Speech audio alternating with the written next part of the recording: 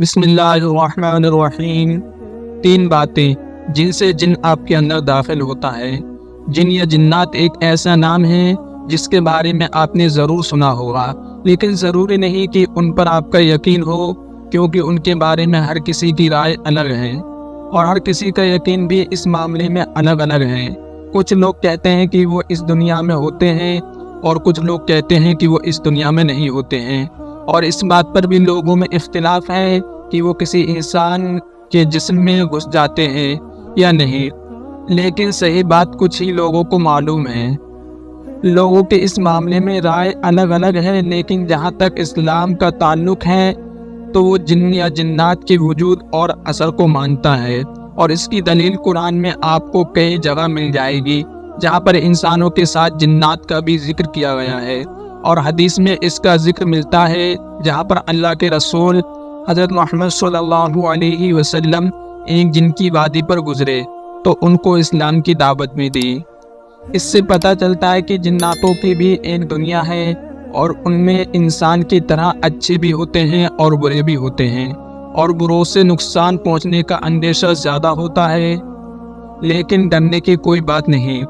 یہ ہر وقت اور ہر کسی کے اوپر اپنا اثر نہیں چھوڑ سکتے اور نہ ہی کسی کو پریشان کر سکتے ہیں، لیکن کچھ باتیں ہوتی ہیں جن کی وجہ سے ایک جن کسی انسان کے جسم میں گھس کر اس کو پریشان کر سکتا ہے۔ جنات آپ کے اندر تین طریقوں سے داخل ہو سکتا ہے۔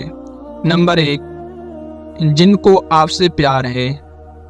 جناتوں میں سے کوئی آپ کو کسی وجہ سے پسند کرنے لگا تو ایسا ہو سکتا ہے۔ دیکھا جاتا ہے کہ عام طور سے ہمارے گھروں میں عورت جب کپڑے وغیرہ بدل رہی ہوتی ہے بسم اللہ نہیں پڑھتی، جبکہ ہو سکتا ہے کہ کوئی جنات اس کو دیکھ رہا ہو۔ جب وہ کسی جسم کو بغیر کپڑے کے دیکھتا ہے تو ایسا ہو سکتا ہے کہ اس کو یہ جسم بھا جائے اور وہ اس کے جسم میں داخل ہو کر غلط حرکت کرنے لگے۔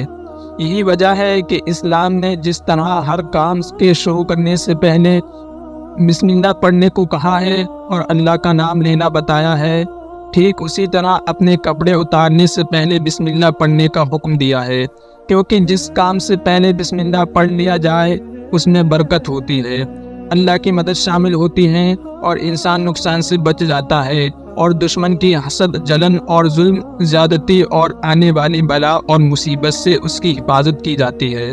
نمبر 2، جن آپ کو پسند نہیں کرتا۔ جن بہت حد تک انسانوں جیسے ہی ہوتے ہیں، مگر کسی وجہ سے آپ کو پسند کر سکتے ہیں تو ممکن ہے کہ آپ کو ناپسند کرنے لگے۔ اگر کوئی کسی وجہ سے ان کو ناپسند ہو گیا تو بدلے کی فراق میں وہ نقصان پہنچانے اور پریشان کرنے میں حد کر دیتے ہیں، اور ان سے کسی بھی قسم کی زیادتی کی امید کی جا سکتی ہے۔ نمبر 3، انجانے میں آپ نے جن کو نقصان پہنچایا۔ چونکہ ہم لوگ جن کو اپنی آنکھوں سے نہیں دیکھ پاتے ہیں، نتیجہ کیا ہوتا ہے کہ انجانے میں ہمارے کسی عمل سے کسی جنات کو چوٹ لگ گئی یا کوئی نقصان پہنچ گیا تو اس کی وجہ سے جن پیچھے پڑ جاتا ہے اور نقصان پہنچاتا رہتا ہے۔ اس لیے پھر میں وہی بات کہوں گا کہ کسی بھی کام کو کرنے سے پہلے بسم اللہ کو ضرور پڑھ لیں تاکہ اس طرح کے نقصان سے بچ سکیں۔ جنات سے کیسے بچیں؟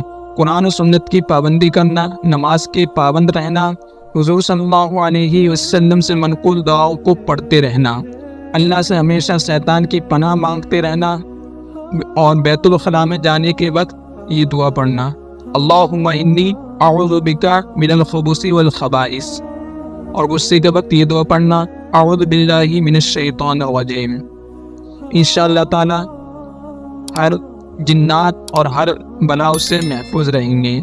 دوستو، ہماری ویڈیو آپ کو پسند آئے تو ویڈیو کو لائک کر دیں اور سبسکرائب کرنا نہ بھولیں۔ السلام علیکم، ملتے ہیں نیکسٹ ویڈیو میں۔ میری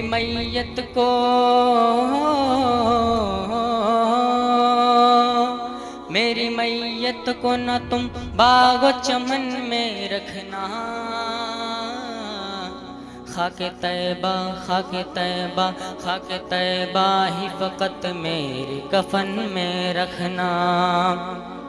میری میت کو نہ تم باغ و چمن میں رکھنا، خاک طیبہ ہی فقط میرے کفن میں رکھنا۔ کیوں؟ تاکہ ملتی رہے